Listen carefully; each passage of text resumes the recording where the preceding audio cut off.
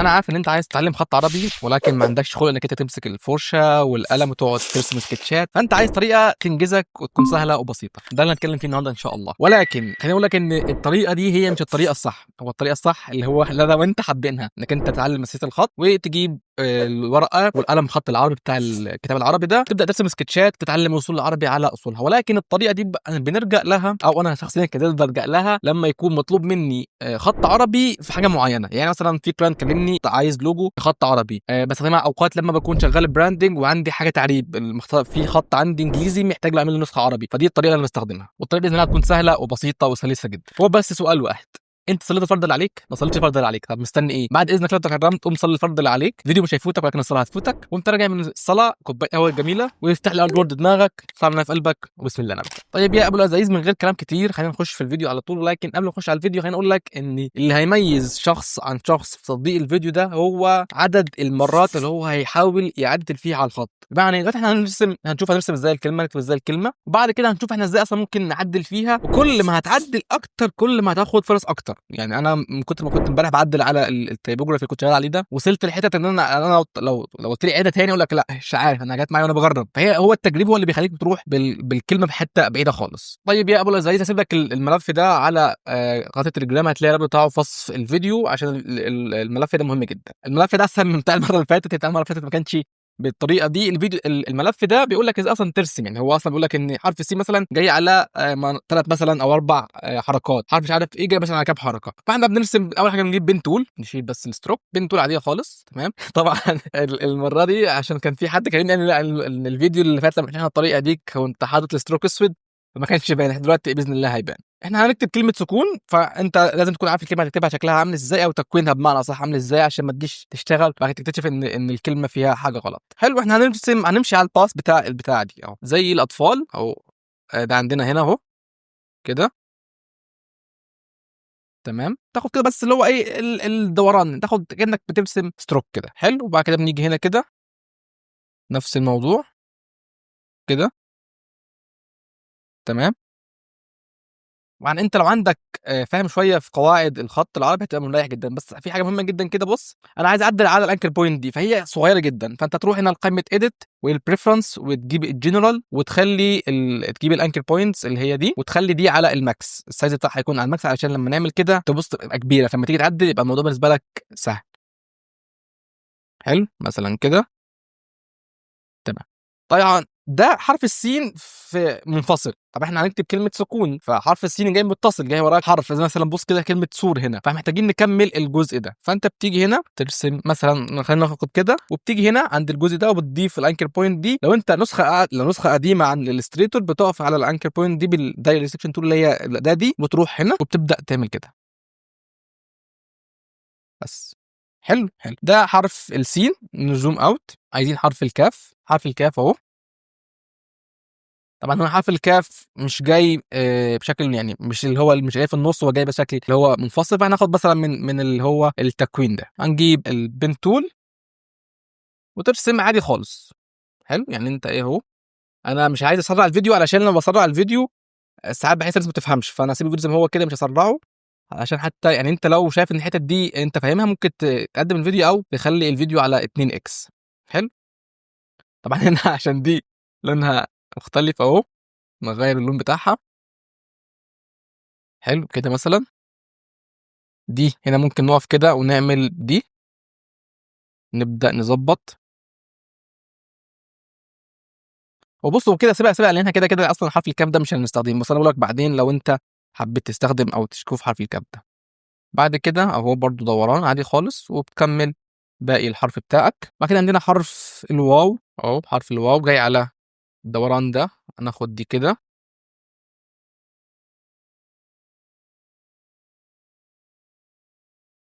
جميل. وهنا برضو نيجي الجزء ده ممكن كده. حلو،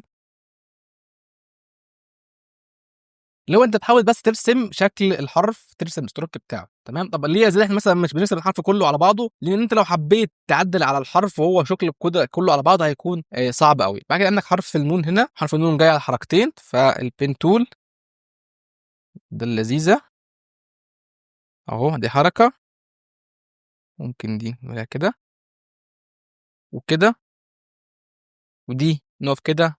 انا زي بقف على انكر بوينت بجيب الاداء اللي هي التانية دي واعمل كده واروح ساحب كده.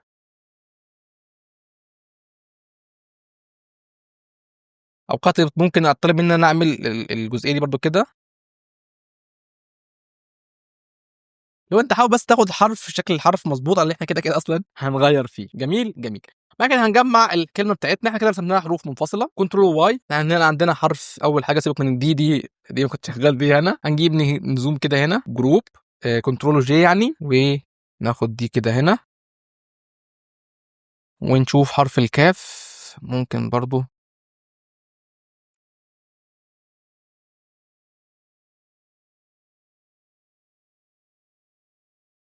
ده ممكن نكبره شويه، لان احنا لو خدت بالك ان احنا هنا الحروف كنا كلها رسمينها بشكل منفصل، ما عدا حرف الكاف كنا راسمينه بشكل متصل. اكس.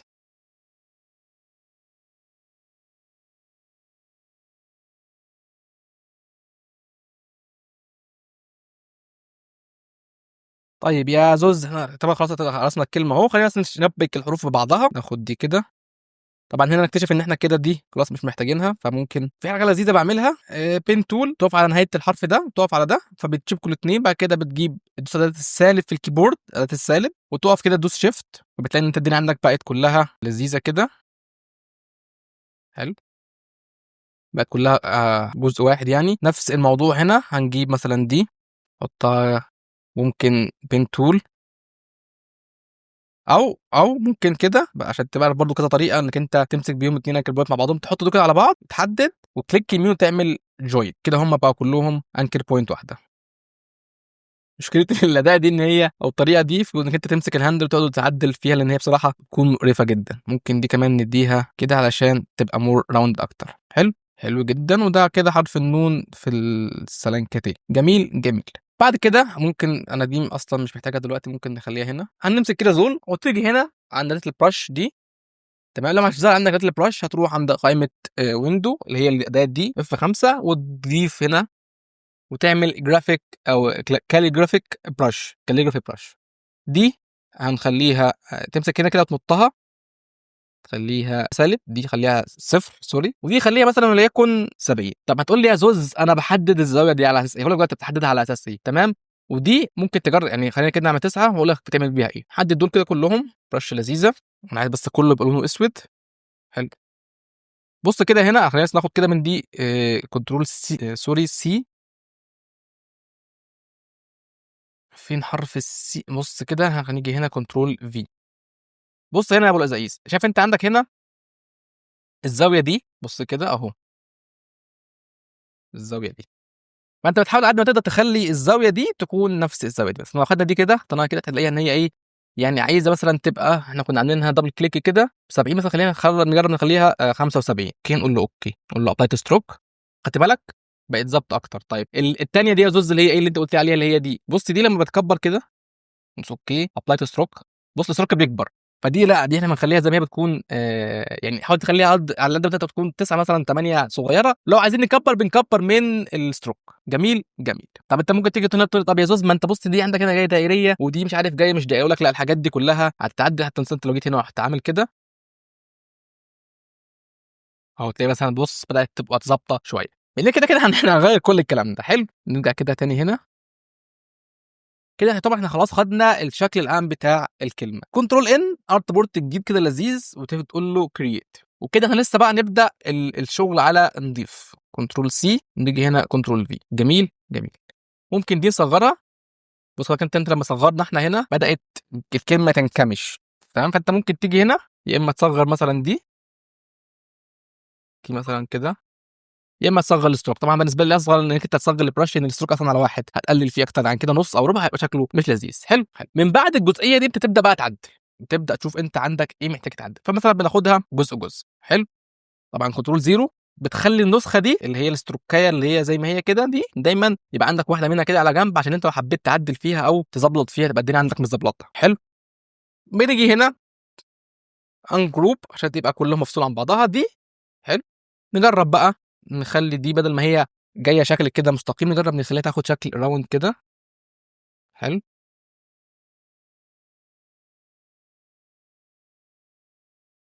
جميل. دي مثلا ممكن تيجي كده. حلو. طيب السؤال بقى اللي انت دلوقتي بتفكر فيه، انا يا زوز بعرف ازاي ايه مثلا؟ يعني انت مثلا دلوقتي جيت هنا رحت لميت دي، انا ايه اعرف مثلا ان دي مثلا ممكن تتلم كده، ممكن تتعمل كده؟ اقول لك اللي هنا اللي هيفرق هو التجربه الكتير والمشاهده الكتير، انك انت تشوف كتير. عندك بنترست تاخد لك كده كل يوم نص ساعه كده، ربع ساعه على الاقل، تقعد تالف في بنترست، تشوف اشكال الحروف، تشوف التكوينات، تشوف دي معموله ليه، طب تشوف تفكر دي. يعني انت مثلا تشوف مثلا مخطوطه مثلا معينه عجبتك، تقول طب دي انا ممكن اعملها ازاي بالطريقه اللي احنا اتعلمناها دلوقتي دي؟ طب الخط ده يا ترى ده خط نسخ، خط رقعه، خط ايه؟ تبقى فاهم الدنيا معاك ماشيه ازاي. حلو. بص مثلا ده حرف السين اللي احنا طلعنا بيه دلوقتي، وده مثلا اللي هو كان شكل حرف السين هنا في الاول. جميل جميل. طيب حرف الكاف ده بالنسبه لي انا مش محتاجه، لان هو شكله كبير جدا. انا كان عندي مشكله في التكوين بتاع حرف الكاف، اقول له كده دلوقتي، لان هو انا دلوقتي عايز نجيب دي كده، عايزين مثلا نجيب، او خلاص بلاش نمسح، نجيب ده كده نحطه له كده على جنب. عايزين مثلا نجيب نخلي مثلا حرف الكاف ده يكون متصل. تمام. مش عايزين هو يكون الاتصال بتاعه اللي هو ده بحرف الواو، مش عايزين دي. حلو. فاحنا مثلا بنيجي هنا ناخد دي كده، نقص دي، ديليت دي.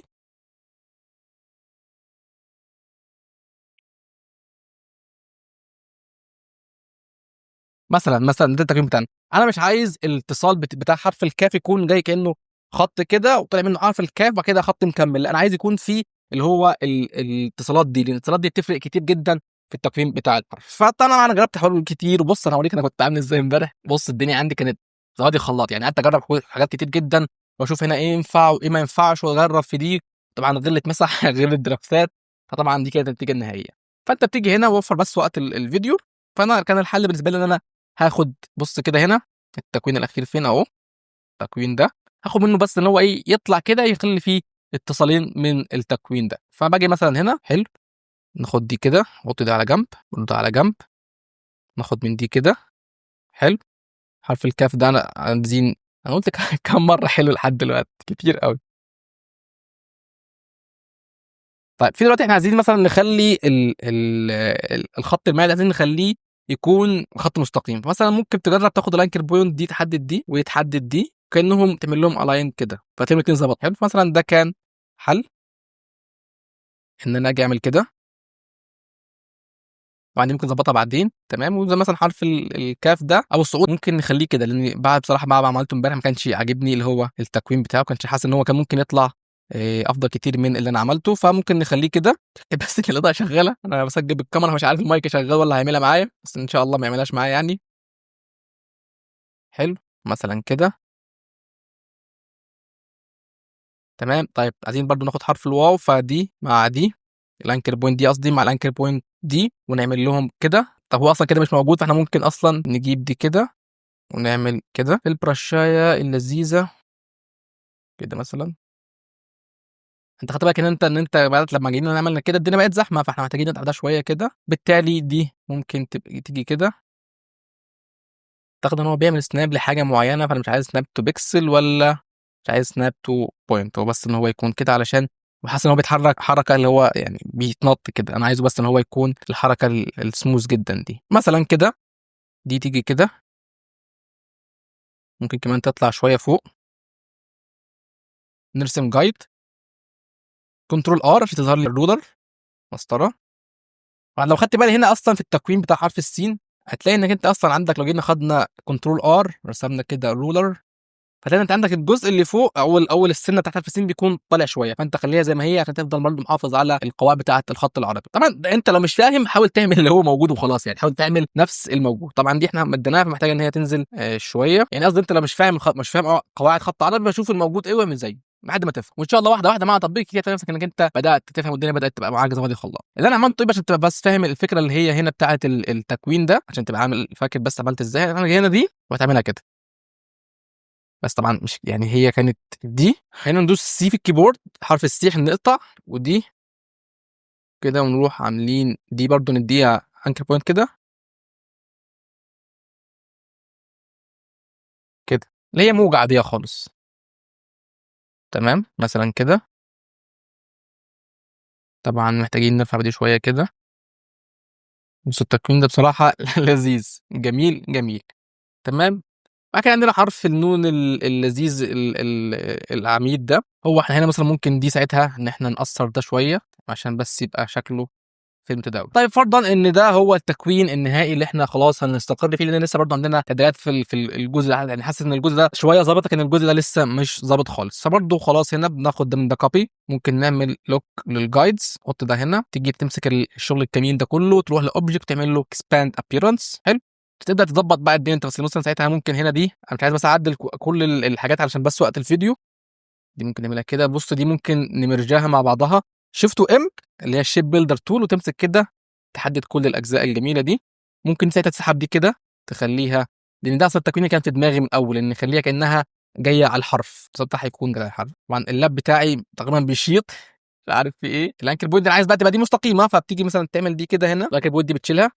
وعايزين هنا عشان دي مهمه جدا، عايزين نشيل بقى الايه البتاعه دي، عايزين نخليها مستقيمه. فانت لما تيجي تمسك الهاندل ده فتلاقي الاثنين بيتحركوا، فانت بتعمل ايه؟ انت بتضيف انكر بوينت بين تول عاديه، تضيف انكر بوينت تروح حذف دي كده، ساعتها تبقى ايه تركايه كده لذيذه. حلو كده. ممكن دي اصلا دي كمان تطلع شويه كده مثلا، ممكن دي تيجي كده. طبعا زي ما قلت لك هي الجزئيه دي قائمه بشكل اساسي على انت بتقعد تجرب لحد فين، نفسك لحد فين. انت مثلا نفسك ضيق هتزهق بسرعه، هتلاقي نفسك بتطلع مثلا نتيجه مش حلو. لا انت بتحاول تجرب كتير، وهتقعد مش عارف تجرب هنا وتاخد من ده. طب لا ممكن تسيب ده شويه، تريح، تصلي، تاخد لك بريك، تاكل، تشرب، ترجع تكمل، تلاقي الدنيا بقى افضل كتير. فكل ما تجرب اكتر كل ما هتاخد نتائج افضل بكتير. طبعا يعني مثلا من الحاجات اللي كنت بجربها امبارح، مثلا جربنا ان احنا نخلي دي تكون راوند كلها، بس طبعا محتاجين نشيل كل الانكر بوينتس دي كده مثلا.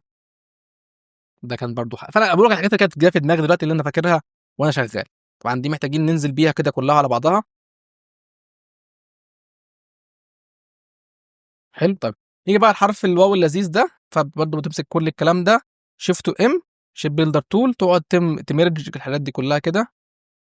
طيب في حاجه كده اوقات انت وشغال بتلاقي انت عندك 5000 انكر بوينت طالعين لك من حيث لا تعلم، فانت بتكليك يمين كده وتقف كده هنا دايركت سيكشن تول من هي الاداه الثانيه دي، تكليك يمين وتعمل سموز او سمبليفاي، تعمل كده سموز، ما جاتش تعمل سمبليفاي، فتلاقي ان انت عندك الانكر بوينت عددها بقل كتير. طبعا دلوقتي كده انت ممكن تروح ماسك دي تعمل كده.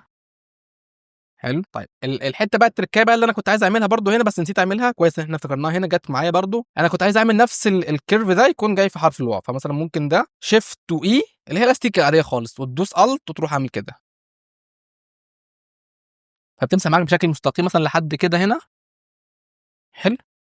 يجي مثلا هنا في التكوين اللي عاملينه اللي هو ده، ناخد ده كده كده. قلت لك ايه دايما تبقى عندك نسخه انت بس ايه مش ستروك، يعني مش فيل قصدي، تقعد تجرب فيها براحتك. ممكن دي تخليها كده، ودي مثلا كده، ولكن دي اعتقد انت عشان تكمل كده.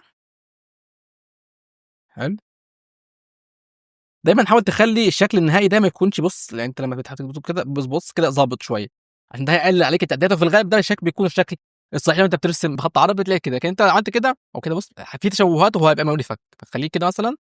ده اعتقد ان هو كده تمام. دي بقى يعني الحته اللي جايه دي من عندنا. تمام. انت مثلا ممكن تروح ايه لا المايك يفصل، تروح ساحب دي عاملها كده. طب ليه يا زوز عملنا كده؟ لانك انت دي جايه متصله على ما فيش، فاهمني؟ فانت لما عاملها كده يعني هو ازاي اصلا حرف الواو جاي هنا بكتله عريضه وفي الاخر نزل على ما فيش؟ لازم تكون الكتله دي، وانا كان وجهه نظري انا الصح، وجهه نظري انا لا ممكن اللي هي تكون صح او غلط، يعني لو اللي انا بقوله ده غلط حد صحح لي في الكومنتات. مثلا كده